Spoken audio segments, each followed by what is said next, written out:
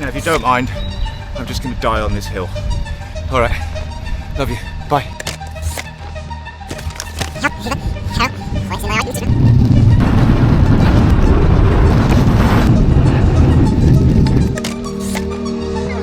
Let's talk about something I get asked about all the time, and that is how to dress. I mean, that sounds ridiculous, doesn't it?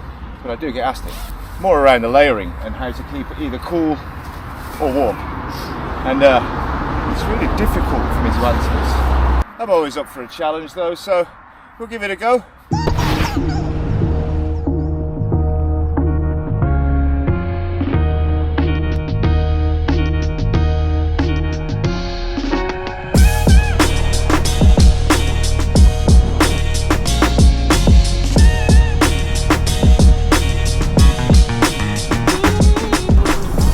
Okay, let's start with fabrics, because it makes a massive difference. The things that you wear and the things that you put really close to your skin will really make a difference to how hot or cold you are. Cycling companies seem to really enjoy experimenting with different fabrics, and I often find from season to season the jersey that I used to like, I no longer do. Merino wool became one of those fabrics that was really popular with cycling.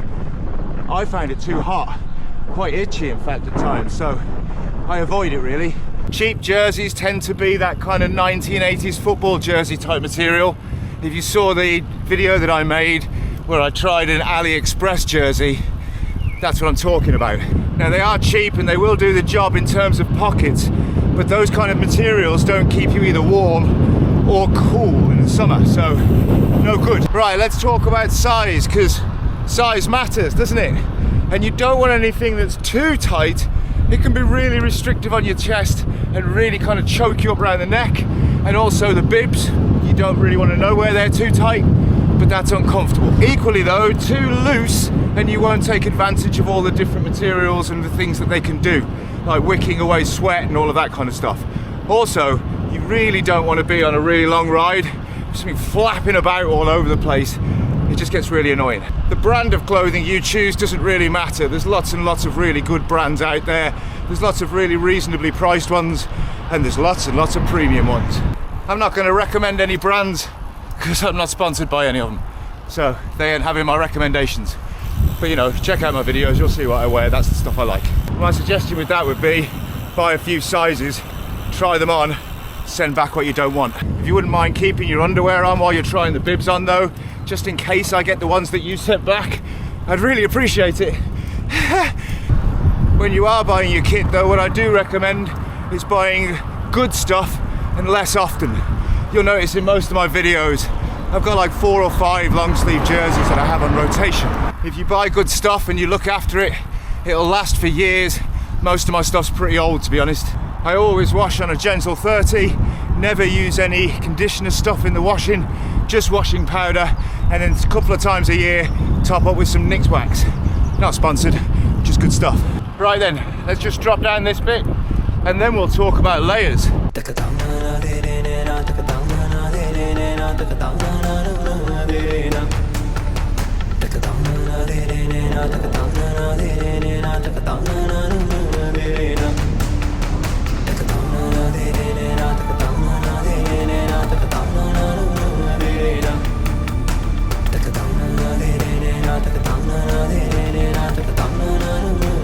I cannot tell you how many rides I've suffered on because somebody else has messaged me telling me that I shouldn't wear that, or oh, you won't need that gilet today, and then I've frozen. Get to know what your body needs, check the weather, check the conditions, check the entire route as well, and make sure that you know what the weather's going to be like at different points of the day. It can make a massive difference. So let's start with base layers. I don't care what anybody says, those things keep you warmer, not cooler. They're an extra layer. Of course they're going to keep you warmer. This whole idea of wearing them because they're going to wick the sweat, well, so is your jersey, so don't worry about it. If you're too warm in the summer and you're wearing a base layer underneath, even one of those ones with no sleeves, it's probably that. The material that the base layers are made of can make a huge difference as well, so do shop around and have a look. I would not recommend getting cheap ones, even though they seem like a bargain. They feel nasty and they don't do what they're meant to do, which is to wick sweat and keep you warm in the winter. Look how beautiful this is. I'm gonna get to the top of that in a second and see if we can give you a good view.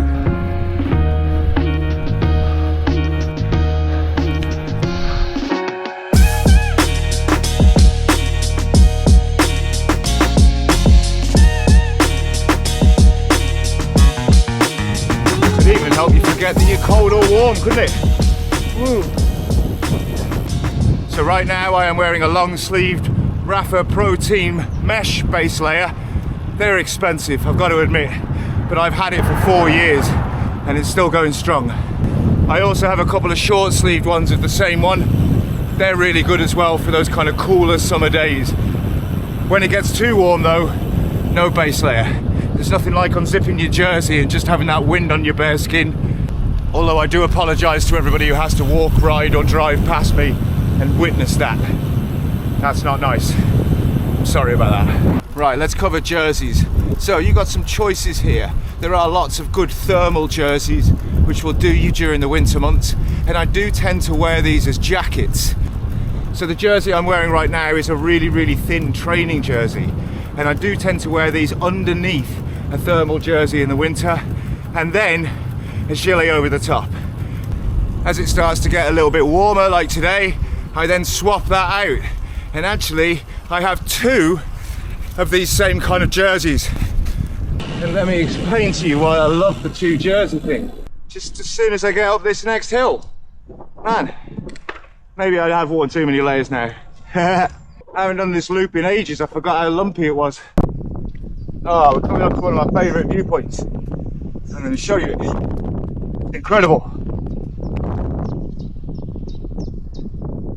This, people, is the dream. The dream. That's where I want to live. Like that. Dream, innit? I mean, look. We've got a portal in the field. So, you're walking the dog, you can stop for a wee. So convenient. Anyway, we were talking about layers. Let's talk to you about pockets. So the 2 jersey scenario means I've got double pockets. Now for most of you, you'll think, what do you need double pockets for? That's a waste. I'm now carrying a load of cameras and bits and pieces and all that. And I just need that extra space. For a start, when I stuff things in my pockets, I really don't want to be squashing my hot cross bun. It's Easter Sunday, so that's today's ride snack. So that's tucked nicely in an outside pocket, and my gilet inside pocket, as in the under jersey. See? I was wearing a gilet as well. That got a little bit too warm, so I've just popped that into my pocket. Right, this hill's steeper than I thought it was. Give me a sec.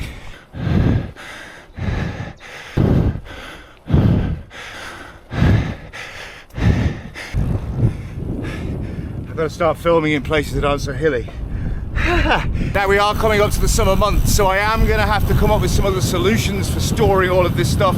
I've got some plans around that, but in the winter, when I want to be able to take layers on and off, and I want to be able to store lots of stuff in my pockets, 2 jerseys and having 2 sets of pockets, absolutely peak.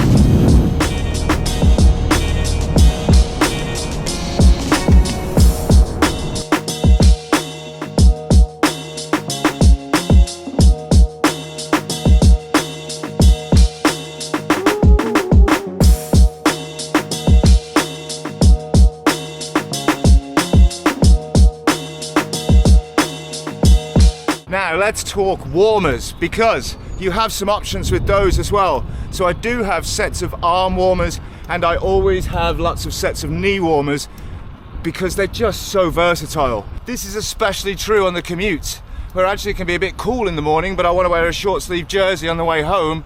I can pop a pair of arm warmers on the way in and then not wear them on the way out. Same works with knee warmers. Wear them on the way in when it's a bit cooler, and then leave them in my bag on the way home. Ah, look at that handsome fella. So I've done a number of Audaxes and long all-day rides, and arm warmers and knee warmers have made the difference. Being able to put them on, take them off, just means that you're always comfortable. One thing to note with these as well though, is that they do come in different materials and different thicknesses, a lot like ladies' tights, I guess. So just be careful which ones you're getting.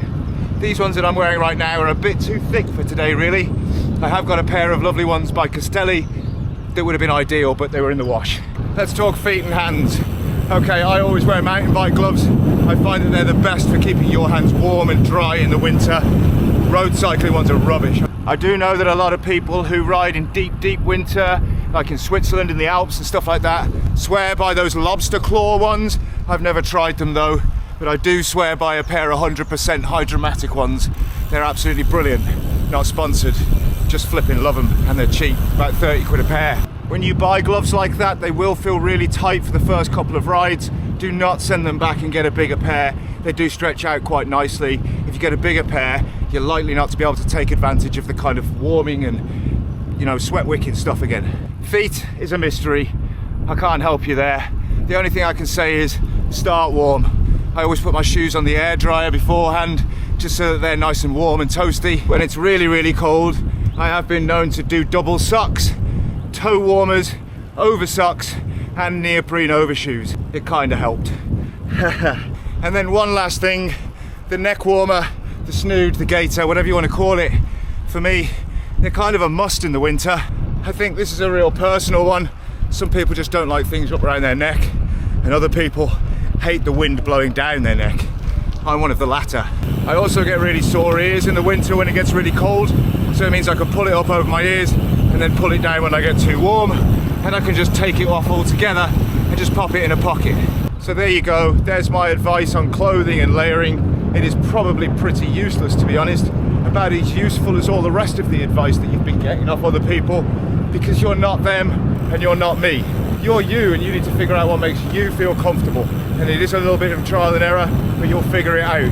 When you do figure it out, remember that you are now not the font of all knowledge when it comes to layering and warmth and coolness. You are just another person who has sorted it out for themselves, and you can help other people and advise them on how they can best find their way through the riddle and maze that is cycling temperatures.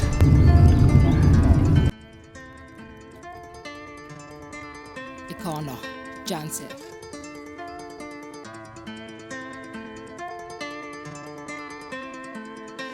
You want something done, just do it yourself. Don't ask me anything, do it yourself. And I woke up one day, looked in the mirror, said, what you doing, man, do it yourself. What you waiting for, just do it yourself. You don't need no one, just do it yourself. Picked up the skill, I picked up the wealth. Now they can't say anything, I do it myself. Wanna go somewhere, I take myself out. You want a long take, yeah, no doubt. Get it done, yo, give me a shout. Yeah, you want it sorted, give me a shout. F that vibe, get rid of the doubt. Yo, answers there, I'll figure it out. Drop me the video, we'll figure it out. London's fast with bubbles and stout. Old school flows, you talking about.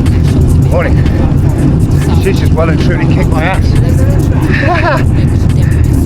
For a hot minute, hot second carving the sound. Layers got layers, you know we get down. No bad vibes here, yeah, that's not alert. You want something done, just do it yourself. Don't ask me anything, do it yourself. And I woke up one day, looked in the mirror, said, what you doing, man, do it yourself. What you waiting for, just do it yourself. You don't need no one, just do it yourself. Picked up the skill, I picked up the wealth. Now they can't say anything. Bloody hell, what was in your gel?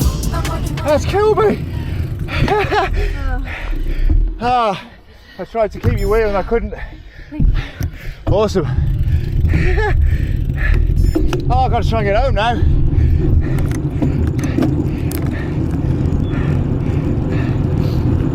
Did you see that? She was awesome. Absolutely incredible. That's made my day. Absolutely getting obliterated by her. That was St. Kenelm's Pass. It is the longest climb in the area. Not the steepest, but definitely the longest. And she obliterated me. I thought it was a car going past. Had to stop and get the fist bump at the top. I don't know who she was. If she watches this, message me or something and I'll tag you. And my layers are working splendidly. A bit too warm, unzipped a bit. Happy days, no problems at all. So this has turned into an absolutely beautiful morning. Sunshine dappling through the trees kind of day. And my layers are working out perfectly. Because I know how my body works. And I know that I start off cold, get warmer, but then I get cold again, and then I get warmer. So I'm prepared for it. I don't know if I was prepared for this climb, especially after I just got my ass kicked up the last one.